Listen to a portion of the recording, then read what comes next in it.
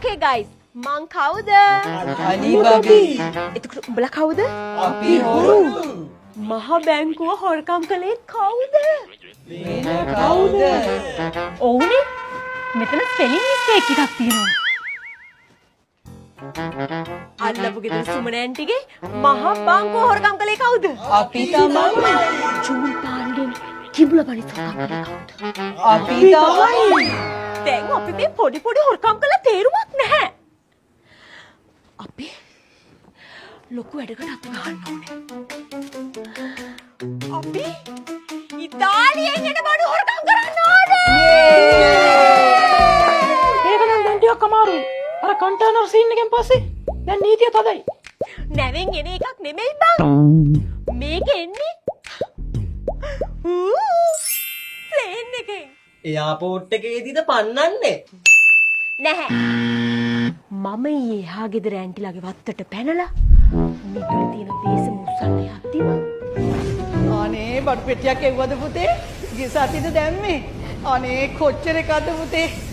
හරි පුතේ. ඒ කියන්නේ ඇන්ටිට බරු ටික එන්න කලින් අපි මේ පෙට්ටිය උස්සන්න ඕනේ. ඒ කියන්නේ අපිට දැම්ම වැන්ටි ගේට්ටුව ළඟට ගිහින් ඉන්න වෙයි නේද? අයියෝ බං උඹලා හොරු වුණාට කිසිම ඉන්ටර්නැෂනල් සෙන්ස් එකක් නැහැනේ.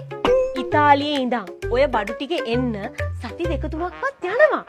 අපි එන සතියේ ඉඳන් බලන් හිටියම ඇති. අනික ඔය ඇන්ටිගේ පුතාගේ ලෝභකමේ හැටියට වැඩි මුණක් කිලෝ 10ක් විතර තමයි එවන්නේ. එහෙනම් ඔන්න 1 2 3 අලි. දුව ඇන්ටි මේ අපේ ගෙදර නේද? ඕක තට්ටු දෙකක් වෙන්න ඕනේ ළමයෝ. හරි ඇටි මං අඳින්න. අද ඔක්කොමලා මෙතන නේද? අපේ පුතා රටේ ඉඳලා බඩු වගේක් එව්වානේ. මන්දුවට පැස්ටා පැකට් දෙකක්ම ගෙනාවා. මොනවා? තාම දවස් 10ක්වත් ගියේ නෑ නේද ඇන්ටි? මේ සැරේ එව්වේ ලංකා එක්ස්ප්‍රස් එකෙන්නේ. ප්ලේන් එකෙන් එව්වේ. කිලෝ 20ක් මෙව්වා. අපෝ හෙන ගාණක් යන්නේ නැති නේද? ලංකා එක්ස්ප්‍රස් එකෙන් කිලෝ 15කට වැඩි කාගෝ වලට 1 කිලෝ එකකට යූරෝ 2.99යි යන්නේ කෙල්ලේ. ඒ වගේ අඩුවට ඉතාලියේ කොහෙවත් නෑලු බං. අයියෝ ඇන්ටි පුතාට කෝල් කරද්දි ලංකා එක්ස්ප්‍රස් එකෙන් කාගු කරනවා කියලා කිව්වේ නෑනේ. මම කියලා තිබ්බනම් ඉතින් අපේ කොල්ලෝ ටික ධම්මලා උස්සනවනේ. මොකක්ද?